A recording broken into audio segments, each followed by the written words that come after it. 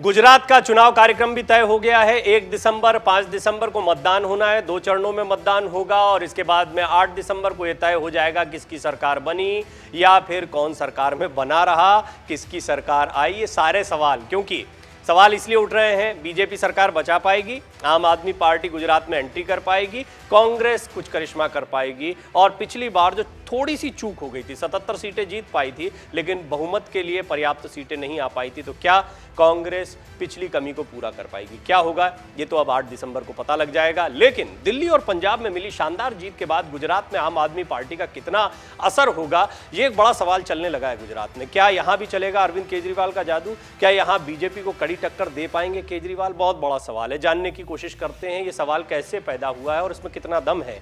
गुजरात में विधानसभा चुनाव को लेकर राजनीतिक पार्टियों के बीच हलचल तेज हो गई है। भाजपा कांग्रेस टिकट बंटवारे को लेकर रणनीति तैयार कर रही है, तो आम आदमी पार्टी ने करीब 73 प्रत्याशियों का ऐलान भी कर दिया है। इस बीच ऑल इंडिया मजलिसे इत्तेहादुल मुस्लिमीन के मुखिया अजदुद्दीन ओवैसी ने भी 30 सीटों पर चुनाव लड़ने की घोषणा कर दी है। पिछले चुनाव तक गुजरात में भारतीय जनता पार्टी और कांग्रेस के बीच सीधी लड़ाई हुआ करती थी। इस बार आम आदमी पार्टी दमखम के साथ मैदान में उतरी है। ऐसे में इसे त्रिकोणीय मुकाबला बताया जा रहा है। आम आदमी पार्टी के संयोजक और दिल्ली के मुख्यमंत्री अरविंद केजरीवाल तो सरकार बनाने का दावा भी कर चुके हैं। ऐसे में सवाल उठता है कि आखिर गुजरात में आपका कितना असर है? क्या वाकई में अरविंद केजरीवाल कोई जादू कर पाएंगे? अब तक क्या क्या हुआ है, सारी चीजें जानते हैं। सबसे पहले जानिए अब तक आम आदमी पार्टी ने गुजरात में क्या क्या किया है। आम आदमी पार्टी की अगर बात करें तो गुजरात में अपने पार्टी कैडर को मजबूत करने के लिए अरविंद केजरीवाल ने लगातार प्रयास किए हैं। वो टाउन हॉल कार्यक्रम करते रहे हैं, कार्यकर्ताओं के बीच में जा रहे हैं, लोगों की रैलियों को संबोधित कर रहे हैं। वो अकेले नहीं, उनके अलावा भगवंत मान भी कई रैलियों में और रोड शोज में आपको दिखाई दे रहे हैं। पिछले 4 महीने से आप संयोजक अरविंद केजरीवाल, दिल्ली के उप मुख्यमंत्री मनीष सिसोदिया, पंजाब के सीएम भगवंत मान लगातार गुजरात के दौरे कर रहे हैं। केजरीवाल की अकेले करीब 20 सभाएं हो चुकी हैं। इन सभाओं में आपने हर वर्ग के लोगों से संवाद करने का दावा किया है। पार्टी की तरफ से अब तक उम्मीदवारों की 7 लिस्ट जारी हो चुकी हैं। इसमें 73 विधानसभा क्षेत्रों के प्रत्याशियों का ऐलान किया गया है। सबसे ताजा लिस्ट शुक्रवार को सुबह जारी हुई थी। इसमें 13 प्रत्याशियों के नामों का ऐलान हुआ है।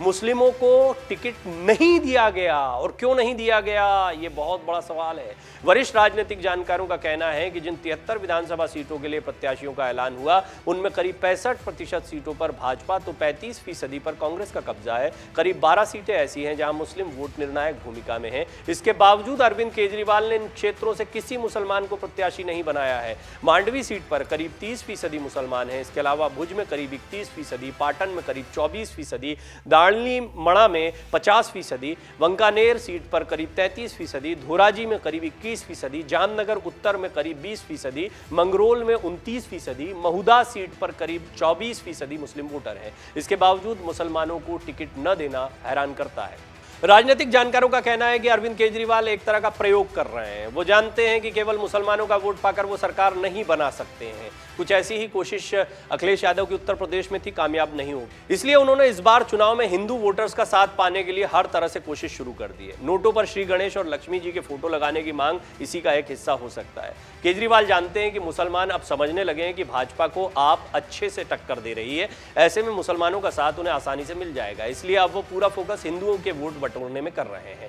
टिकट बंटवारे में इसकी झलक भी दिखाई पड़ रही है। संभव है कि आपकी अगली लिस्ट में 1-2 मुस्लिम चेहरे भी हों। ये केवल मुसलमानों को मनाने के लिए होगा। इसके जरिए वो संदेश देना चाहेंगे कि वो जो कुछ कर रहे हैं भाजपा को हराने के लिए कर रहे हैं। गुजरात में आम आदमी पार्टी का असर कितना है ये भी जानिए। राजनीतिक जानकारों का कहना है कि आम आदमी पार्टी ने पिछले कुछ महीनों में काफी प्रचार किया है। हालांकि गुजराती लोग सिर्फ प्रचार पर नहीं जाते हैं बल्कि प्रोडक्ट को भी चेक करते हैं। ऐसे में अभी अभी आम आदमी पार्टी का पूरा फोकस सूरत और पाटीदार बहुल इलाकों पर है। आपके प्रदेश अध्यक्ष गोपाल इटालिया खुद पाटीदार आंदोलन से जुड़े रहे हैं। ऐसे में उन्हें पाटीदार समाज का समर्थन मिल रहा है। गुजरात में पाटीदार वोटर्स की संख्या 15 से 17% है। पाटीदार के अलावा आम आदमी पार्टी पशुपालकों और किसानों को भी अपनी ओर करने की कोशिश में जुटी हुई है। पशुपालक मौजूदा सरकार से नाराज चल रहे हैं। इसके पीछे एक सरकारी आदेश बड़ा कारण है, जिसमें कहा गया है कि अगर कोई भी पशु शहरी इलाके में दिखता है या पाया जाएगा तो पशुपालक पर कानूनी कार्रवाई होगी। इनमें आम आदमी पार्टी के नेता इसुदार गढ़वी की अच्छी पकड़ है। टिकट बंटवारे में भी इसकी झलक दिखाई दी है। आम आदमी पार्टी का फोकस गुजरात में इसलिए भी ज्यादा है क्योंकि यहां सूरत में हुए नगर निकाय चुनाव में पार्टी ने अच्छा प्रदर्शन किया था। सूरत नगर निगम के 120 सीटों में से 27 पर आप की जीत हुई थी, मतलब अभी 27 पार्षद आपके हैं। कांग्रेस पूरी तरह से साफ हो गई थी। आम आदमी पार्टी अब गुजरात में कांग्रेस का विकल्प बनने की कोशिश कर रही है। गुजरात में अरविंद केजरीवाल का जादू कितना चलने वाला है?